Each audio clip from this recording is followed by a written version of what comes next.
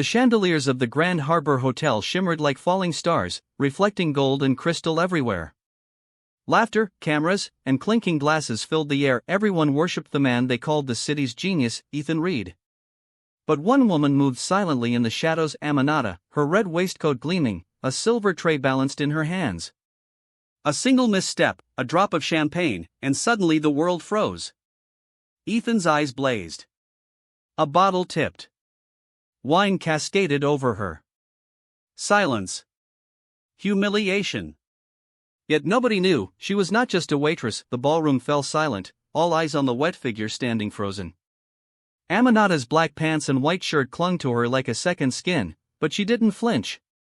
Her hands shook ever so slightly, but her gaze locked onto Ethan Reed.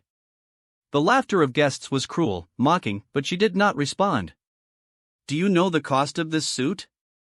Ethan barked, dripping with arrogance. Then, before anyone could react, he tipped the bottle fully over her face, the liquid sliding down her cheeks. Cameras clicked, flashes illuminated the horror, and whispers surged like electricity. Most guests chuckled uncomfortably, some averted their eyes, a few felt real shame, but none dared intervene. Aminata's lips were sealed. Her silence was louder than any scream. When the orchestra resumed, she turned quietly and walked out, her soaked hair framing a calm, unreadable face. Outside, under the cold white glow of streetlights, she pulled her phone from her pocket. Her voice, measured and steady, cut through the night. "Proceed."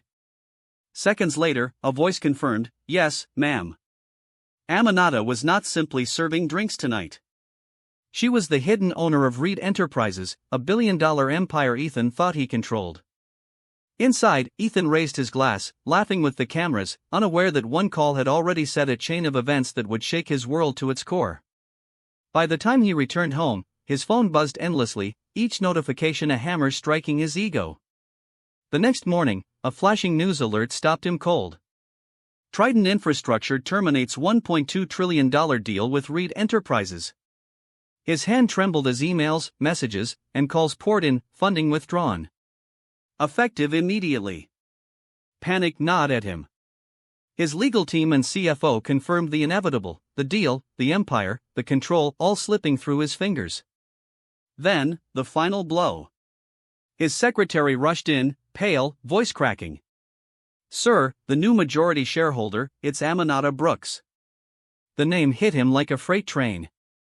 He had humiliated her. And now she held every card. By noon, the city buzzed with the news. Investors panicked, the stock plummeted, and Reed Enterprises office floors emptied. Ethan's empire, built on pride and fear, was crumbling faster than he could comprehend. Aminata stepped into her own office, sunlight spilling over glass walls. She leaned casually against her desk, her calm presence cutting through the chaos. Videos of Ethan's public disgrace were already circulating. She watched them without emotion, a faint smile tugging at her lips. Her assistant entered.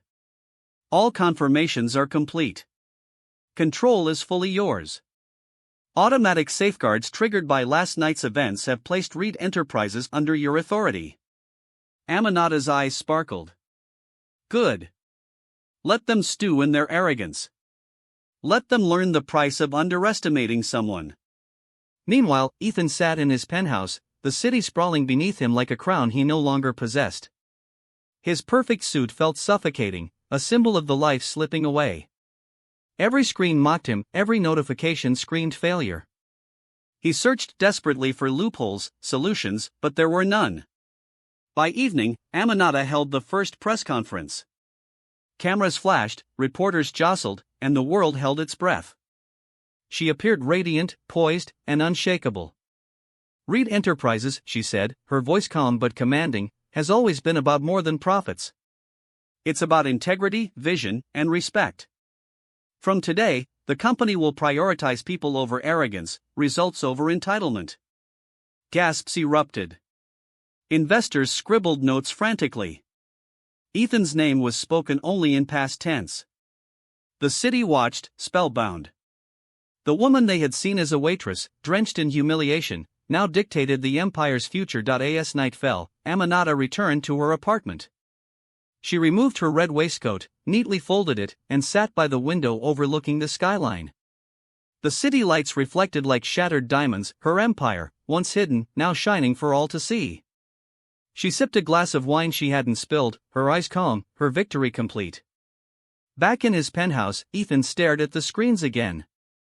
Emails, calls, headlines, each one another brick in the wall closing around him.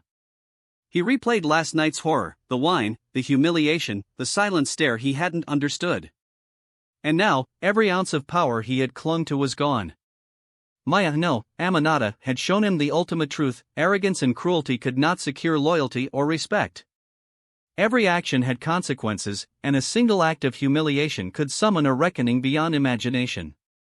The next morning, Reed Enterprises' board held a historic meeting. Every executive, every investor, every decision-maker fell in line behind Aminata. Her vision reshaped the company, prioritizing fairness, respect, and innovation. Ethan's name became a cautionary tale whispered in boardrooms, a lesson etched in history. Aminata sat in her office, her gaze drifting over the city that had once doubted her. Her phone buzzed with congratulations and offers, but she smiled quietly, knowing the lesson had been delivered without words, without violence, without mercy. Alone, Ethan finally understood: power without respect is fragile. Humiliation can be fleeting, but destiny waits patiently, and sometimes, it strikes with unstoppable force. Because Aminata Brooks was not just a waitress. She was the architect of fate itself.